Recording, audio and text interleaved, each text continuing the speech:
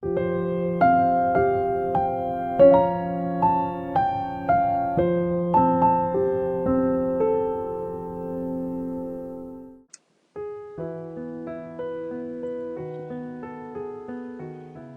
Under Fire. For the last time, Huss was brought before the council, a huge and brilliant assembly, emperor, princes of the empire, royal deputies, cardinals, bishops, priests, and an immense crowd. When those presiding asked him for his final decision, Huss refused to renounce his views. Looking intently at the monarch who had so shamelessly violated his pledged word, he declared, "I decided of my own free will to appear before this council under the public protection and faith of the emperor here present." A deep blush reddened the face of Sigismund as all eyes turned to him. After sentence was pronounced, the ceremony of degradation began. Again urged to retract, Huss replied, turning toward the people, "With what face, then, could I look to heaven? How should I look on those multitudes of people to whom I have preached the pure gospel?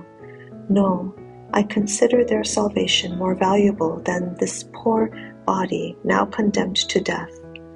Huss's priestly vestments were removed one by one, each bishop pronouncing a curse as he performed his part of the ceremony. Finally, they put on his head a cap or pyramid-shaped mitre of paper, on which were painted frightful figures of demons, with the word "Arch-Heretic" prominent in front. Most joyfully, Huss said, "Will I wear this crown of shame for your sake, O Jesus, who wore a crown of thorns for me." Huss dies at the stake. Huss was now led away. An immense procession followed. When everything was ready for the fire to be lighted, the martyr was urged once more to save himself by renouncing his errors. "What errors shall I renounce?" said Huss. "I know that I am guilty of none. I call God to witness that everything I have written and preached has been for the purpose of rescuing souls from sin and destruction.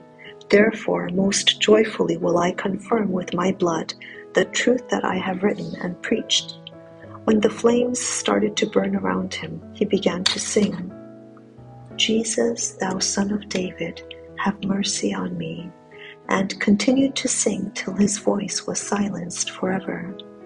A zealous Catholic described the martyrdom of Huss and of Jerome, who died soon after, this way: "They prepared for the fire as if they were going to a marriage feast. They uttered no cry of pain. When the flames rose, they began to sing hymns, and the intensity of the fire could scarcely stop their singing. When the body of Huss had been consumed, his ashes were gathered up and thrown into the Rhine, and were carried onward to the ocean to be like seed scattered in all the countries of the world. In lands unknown at the time, it would later yield abundant fruit in witnesses for the truth. The voice in the council hall of Constance echoed through all the coming ages. His example would encourage a great many others to stand firm in the face of torture and death. His execution had shown to the world the treacherous cruelty of Rome. The enemies of truth had been helping the cause they were trying to destroy. Yet the blood of still another witness must testify for the truth. Jerome had urged Huss to be courageous and firm, saying that if Huss fell into danger, he would rush to his aid. When he heard of the reformer's imprisonment, the faithful disciple prepared to fulfill his promise. Without a safe conduct, he set out for Constance. On arriving, he became convinced that he had only exposed himself to danger, without the possibility of doing anything for Huss. He fled, but was arrested and brought back, loaded with chains.